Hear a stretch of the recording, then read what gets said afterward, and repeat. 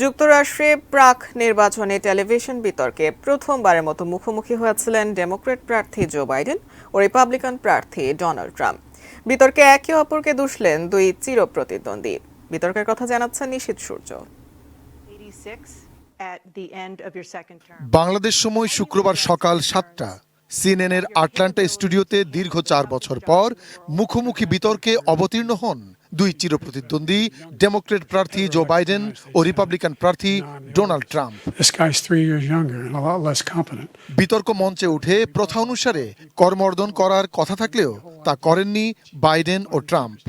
এরপর দুজনকে বিতর্কের নিয়ম বলে দেন সঞ্চালক। বিতর্কে একে একে গর্ভপাত অধিকার, কর, স্বাস্থ্যসেবা, আফগানিস্তান থেকে সেনা প্রত্যাহার এবং ইউক্রেন ইস্যুতে বিতর্কে জড়ান বাইডেন ও Trump. I talked to him about it, his dream. The difference is he never would have invaded Ukraine, never.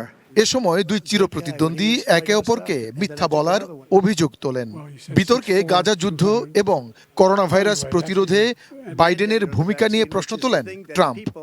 Most objected to about the vaccine, and he did a very poor job. আর আমেরিকানরা 3.5 বছর ধরে নরকে বসবাস করছে বলে Biden প্রশাসনের তীব্র সমালোচনা করেন Trump. No general got fired for the most embarrassing moment in the history of our country, Afghanistan.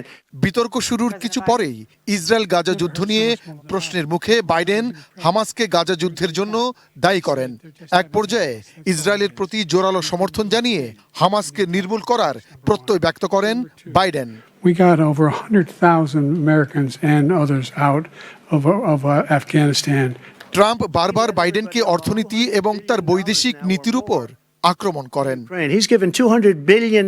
That's a lot of money. অন্যদিকে বাইডেন তার প্রতিদ্বন্দ্বী ট্রাম্পকে 2020 সালের নির্বাচনকে উল্টে দেওয়ার ষড়যন্ত্রকারী বলে অভিযোগ করেন এবং পর্ন তারকা সহ অপরাধমূলক কর্মকাণ্ডে দোষী সাব্যস্ত হওয়ায় কটাক্ষ করেন। বাইডেন ট্রাম্পের মুখোমুখি বিতর্কে ইউক্রেন যুদ্ধ নিয়ে উত্তেজনা ছড়িয়েছে। বাইডেন সতর্ক করে বলেন তার বিশ্বাস ভ্লাদিমির পুতিন একজন যুদ্ধাপরাধী।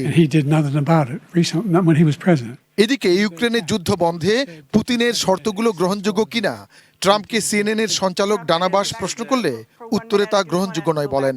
ট্রাম্প বলেন তিনি নির্বাচনে জিতলে ইউক্রেন যুদ্ধ বন্ধ করবেন।